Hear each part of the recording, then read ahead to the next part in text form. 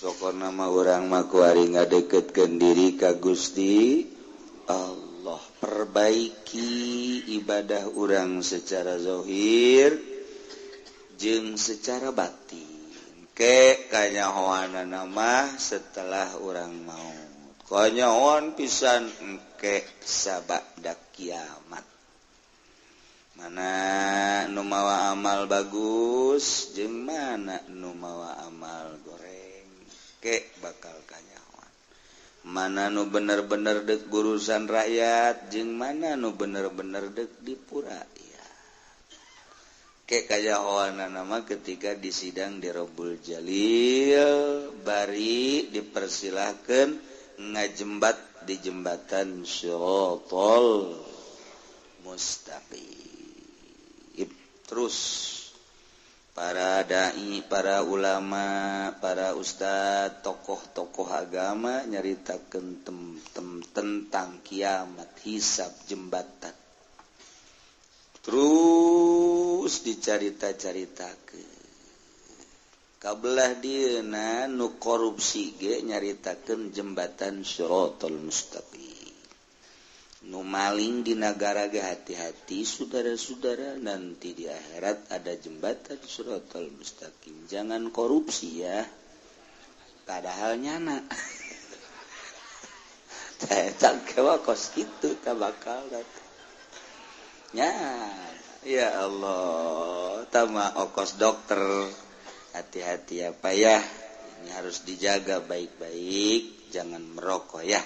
Ayeuna katukangeun praktek ngarokok. Kadang ku pasien, itu dokter urang ngarokok, goloon. Ieu geus sarua. DPR ngomong hati-hati. Ya, cek gandat ya. Waduh, korupsi makin menjadi-jadi. Gitu kene PNS ngomong, tokoh di gubernuran, di luhur, di punclot. Kementerian ngomong sarua bae rame nyana nu ngomong korupsi, nyana nu ngomong hati-hati, nyana anu ngalakukeun. Jadi urang mun ngomong jeung nyararana pinteran nyana, jaritakeun korupsi orang nyana. Eta aja cek jana nanti di akhirat ini bagaimana kata jadi. Waduh, siksaannya luar biasa. Puguh hulu sia. Gadak jelema kuari teu daekeun ngadengekeun. Aneh, lurah ngomong teu didengekeun, camat ngomong teu didengekeun. Pemerintahan asal geus ngomong bae di mulu dan teu didengekeun, aya naon sih di tubuh pemerintah? Ku serempak amat ti Sabang sampai Merauke kos karitu. Meureun ku gede bohong na jasa. Paseh ku pasehna, hadis ku hadisna. Aya tah camat rapi ngomongna, wih hadis teh ge pohara. Tapi tetep bae nu ngadengekeunna bool. Malah dihitutan. Kula ge sok sedih, negara jadi kos kieu heran. Pugu kiai ge asal geus asup Golkar teh didarengekeun. Atuh kobonyana biangna. Kiai be kiai. Ieu macam hiburan be kiai ieu je. Mun kadengekeun ku kiai na pan sedih eta urang. Anggap hiburan berarti jangan topeng berarti. Ya Allah, asal geus asup ka Golkar we kiai atuh geus jatuh ketiban lain tangga deui mah, ketiban pohon beringin. Adena cenah aing mah PDI. Atuh PDI deui kagak adil sia. Bangun FPD teh aing mah PDI. Buas akur bae. Tapakuran geura kurang, kula sok napakuran. Oh, berarti aya dina tempat nu salah nyana teu dakwah. Itu masalah suka Golkar ge kiai, Golkar mah wadah asalnya na dakwah di jero partaina. Asupna ka PDI ulah nuturkeun aturan nu salah nyana dakwah. Salah nih. Mari kita rame-rame sembelih ini. Sapinya kita potong. Udah gitu ya, tekan larut. Di Golkar larut. Cek Allah aing titipan aing nitipan ilmu sia aju asup ka Golkar ka ajeun. Aing geus mere porsi ka sia dakwah sia didinya. waduh kumio eleh mio masya Allah Quran leeh kumio akibatnya ya kos gitu mendak asal kiai asup ka partai baik aju baik hiburan beyu geus teu didarengikeun atuh komo lurahna komo camatna asal camat naik we huy sakumaha ngepung puluh ya sarara dijai mah hirup nah ini maksudnya kuana introspeksi aya naon di tubuh pemerintah berarti kan gus gedebul jasa meureun tapi teu kabeh kitu aya lurah nu bagus anu malah mah diperhatikeun ku masyarakat aya camat nu bagus bahkan jadi wali camat nikahkeun anakna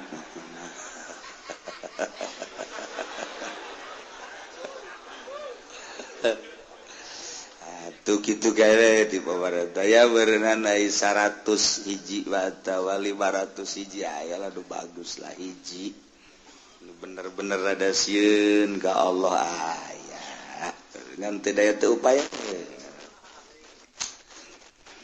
ayo badek nyaritakeun harta tentang penganiayaan Rocky ya ne Habib teman tegejekul lagi mah sakadar dongeng syariat cerita agama malu jinayatil abdi ta'alaku birokobatihi harta jinaya abid eta patali kana sifat karokobahan kaabidan nu mendek patali kana kaabidan lantaran atu abid nage kapan teu berdiri sendiri di bawah naungan sayyid atu komo harta ketika abid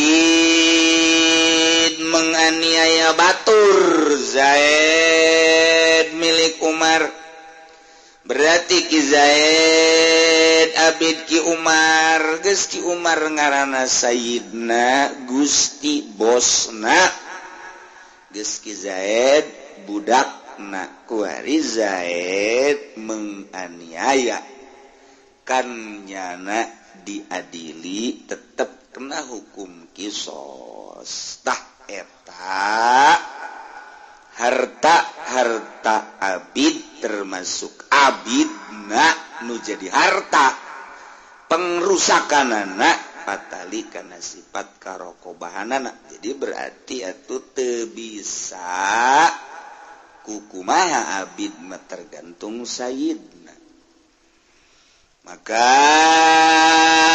atu wali sayyidihi bai'ulah wa pida'u menang ka sayyidna ngajual abid ugara jinayat menang ditebus bil aqalli min qimatihi wa arsya ku harga nu leuwih rendah tina harga biasa jeung embok mal karti kajen hukum lagi moal kajen hukum lagi sebab kula ge teu karti eta dongeng kos kitu ta dongeng artina kieu lamun kamari aya jelema menganiaya ngabunuh misalna Zaid jelema merdeka ngabunuh Ki Bakar tah pan eta Ki Zaid kena sanksi etakan sanksi natea diberatkeun ka akilahna sobah ieu mun abid kumaha rah ieu abid diberatkeun ka sayyidna geus eta sayyidna ketika abidna boga laku teu hade bisa dijual untuk jinayah penganiayaanana Jadi abidna jual untuk pembayaran jinayah atau ditebus dengan harga yang lebih rendah di harga dirina. Mun kurang embohan arsiha. Tuh kan kos gitu. Ungu-ungu kan bener di mana? Gitu bagus tuh Bang. Bil qadim biar siha nurutkan jegal qadim bahasana biar siha dengan ngembohan jual harga abid tersebut dengan harga minimal harga letik harga terendah bayarkan untuk jinayat ternyata kurang biarsiha embohan pembayaran jinayat. Ajen lah ngerti gaya. Ajen. Antak ieu mah bebas dek hees. Misalna kabehan reup. Jeung kula-kulana lah pokona hees. Bahasa ya gaji teu kapake jeung eueuh. Jadi masa kadar koleksi ilmu ngan jadi ganjaran. Oh kos gitu kos gitu. Urang lamun ningali peperangan Palestina ieu geus sabaraha ribu nu ditawan. Tawanan Gaza disebut. Eta kampung kelahiran Imam Syafi'i. Gaza. Bari Gaza. Kepedulian bangsa, kepedulian negara, anu akur negara, anu akur kuari agamana, mana kuari nu peduli terhadap serangan-serangan nu diserangkeun ku Yahudi terhadap Palestina. Eta kan dulur urang sarua, dulur seagama, nyeri urang. Ngan urang mah sebagai rakyat kan teu daya teu upaya. Kadeuleu ku urang budak ditembakan, kadeuleu awewe ditembakan, geus menyalahi aturan HAM nu sabenerna mah nyana anu ngahati-hati awas melangkahi HAM, nyana nu nabrak. Kitu bae di nagaranya na kumaha nyana bae aja nyana polisina. Di negara teh. Tah ieu geus kadeulekan ku urang teh ditawan mumut negara nu di sisi Palestina ya Yordan ya Mesir kabelah dituna Baghdad belah dituna Iran kabelah di Maroko kabelah dina Turki geus puguh Saudi Arabia mana karena temenang ku Yahudi jeung ku Nasrani ikut campur temilu lemah jasa kan Islam padahal mun hayo kan pokona perang-perang iya kan tanggung jawab kabehan perang-perang geus kabeh ulah nyana doang wawehan ieu menyana nu teu dahar kuari nu paeh kuari nu ditawan dan lain sebagainya urang sedih neule doang 1 menit 2 menit kadina selesai ada haruduk deui nyate deui hahaha deui urang ayo gua nyana mah di ditu ngek-ngekan tuh nu masih ditawanan buat dibere dahar bante buah kumaha di jero tawananana Masya Allah karim eta dulur urang mah rakyat teu daya teu upaya ieu tanggung jawab negara kumaha Indonesia negara terbesar di dunia Islam terbesar di dunia organisasi Islam terbesar di dunia kau teu memberikan spirit kanyana kirim urang ayo kopral kirim kena parah ka ditu habak opera ayo kirim peduli urang terhadap tanggung jawab agama kulantaran di urang teh dijajah tapi cek penjajah enak aja, ntar lu gua perangin, telat lu gua bom, aju orang bool napan ngelepot ke jero, mentak neangan cara Bung Karno sekomo presiden si eta mah, artinya itu boga wawane, dina bab perang aja nyana teu terlatih, sakitu ayana bae.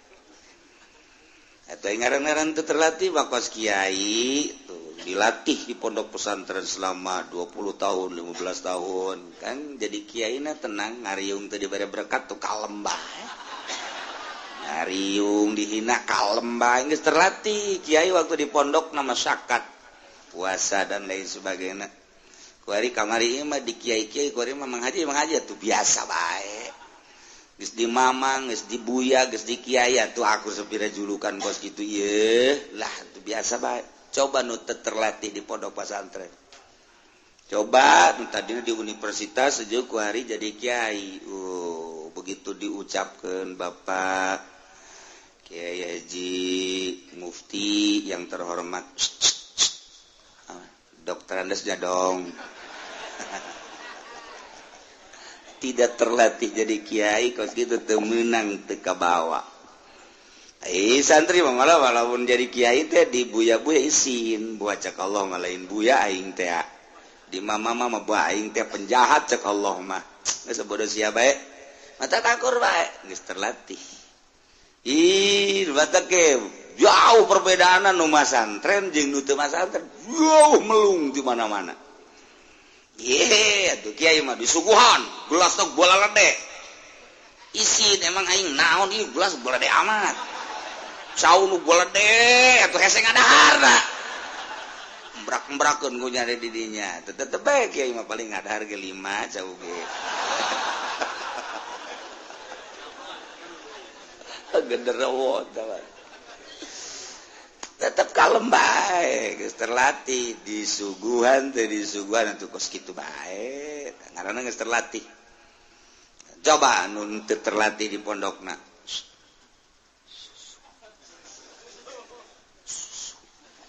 oh iya oh biasa kiai susu lain susu nyusu sugan kiai kopi ya boleh susu aya kopi aya es boleh es ge geus masalah. Ayo pun ngono kopi susu, oh gak salah guys, kita mah dagang di hareup. Beda pokoknya, kiai terlatih waktu kos gitu bae, biasa bae, jadi apa? Ju ditadiuk dah ker di hareup, ker di tukang dia, oh perbedaan, sepeda diuk. Kiai atau lamun mak di non gara-garana gelas teh ditutupan marah. Mungkin itu banyak perbedaan ditutupan yang ditutupan gelas dujore embungeun emangnya gelas ngarobah rasa aja henteu temen panas bae sugan ku ayeuna gelas bagus jadi tiis atuh henteu itu mah takabur nah tuh ai kiai nu geus terlatih teu biasa bila perlu bernuk ka dinya ya bageula dage ngangon atuh tenang eta kiai terlatih gara-gara untuk perlu guys kita terlatih lah eta yang nadi mumule dan kebenarannya nang mumule atuh masalah orang ngana selalu haya tak eta ngaranna terlatih presiden ge nu terlatih mbak sudah tentara gitu ieu saat-saat lamun batur nyerang ka urang teh kumaha ayo nyana ieu beker carita kepedulian bangsa negara dulur urang di kumaha kapal aya di urang pengki aya di urang kekuatan aya di urang lain di urang bae di berbagai negara kok henteu dijajah make aturan PBB tapi kan geus ribuan dicarita eleh datang ka carita menang datang ka carita eleh deui datang ka carita menang deui ujung-ujungnya kuari kan orang tanya hukumaha kos gitulah negara dijajah teu merdeka wario lamun misalnya urang yuk dipersilahkan ku negara ku presiden hasil musyawarah gebirit untuk membantu tenaga perang ke Palestina. Panglobana orang Cikupa. Bojong ngadenya. Siap, dalam daftar. Teu boga pencat, teu boga daun daftar we. Ditanya emang sia ieu resep jasa teu perang resep aing mah. Maksudna kunaon? Daripada di dieu kreditan teu kabayar. Saya mah mendingan di ditu cek dia geus aing lah. Paeh geus lah. Yang sebenarnya, datang ke Beheung. Eta aya pelampiasan. Datang ke ditu kan jangan perawan melulu teh. Wala yata'alaku bizimati maraqabati bilazar tepatali harta jinayat abid kala ketempuhan abid serta sifat kehambaanana menurut kaul azam wal bisa tuh pugu hirupnya nanage aya nu boga atuh komarta jadi jada mah tepat talikan nazima ketempuhan tanggung jawab teu aya eta mah kebe urusanana sayyid. Andai kata Zaid seorang abid milik Umar menganiaya Ki Bakar, kemudian si abid ku Umar ditebus walau fada tebuslah Ibra sumajana nyana geus ditebus menganiaya kembali eta ge sarua salamahu lil bai' mempersilakan si Sayyidna untuk dijual mangga pek atawa ditebus. Jadi cek pihak Ki Bakar terbunuh iya abid bawa dek dijual harus menyerahkan mempersilahkan atau cek Ki Umar jangan nanti saya tebus saja mangga baik.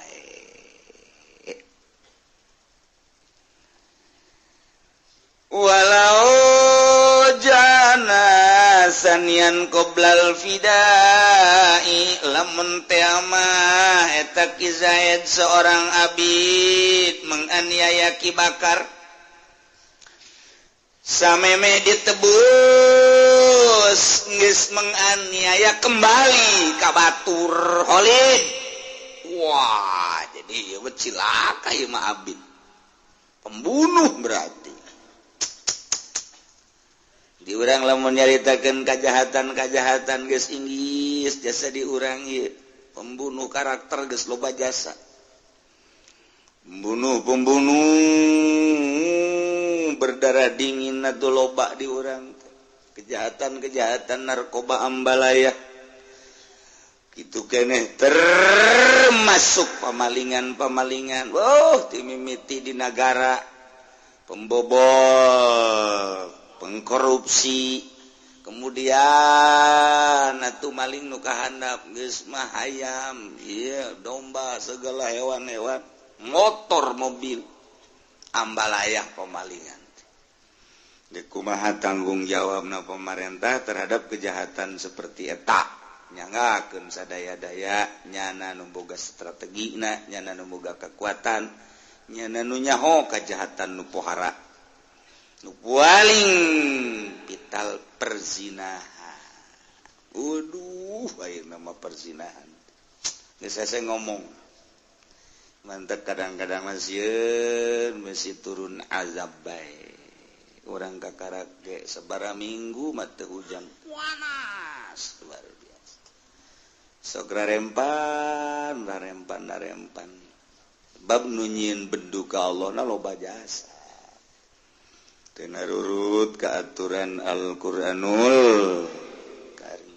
Taya Zaid ngabunuh Bakar can ditebus geus ngabunuh deui ka Ki Khalid. Nah eta kumaha eta?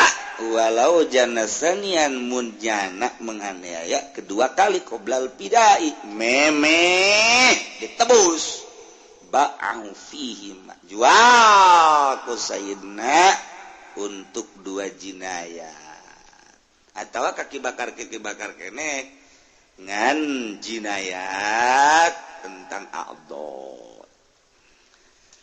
au fadahu atawa nebus bil aqalli min qimatihi dengan harga terendah wal arsyain jeung embohan kekuranganana bil qadim bil arsyain. Gitulah cerita tentang keabidan patali jeung perjinayatan walau a'taqahu wallahu a'lam bissawab. Mun ditanya di lembur ngaji naon tadi nu kahiji lah aing hese ngadongengkeun anak tama pohara atau pokona ngaji naon teu pohara hese beges pokona mah tanyakeun ka babaturan aing nanya ka babaturan emang tadi ngaji naon teh guruna ge teu kahartieun bangona atuh Masya Allah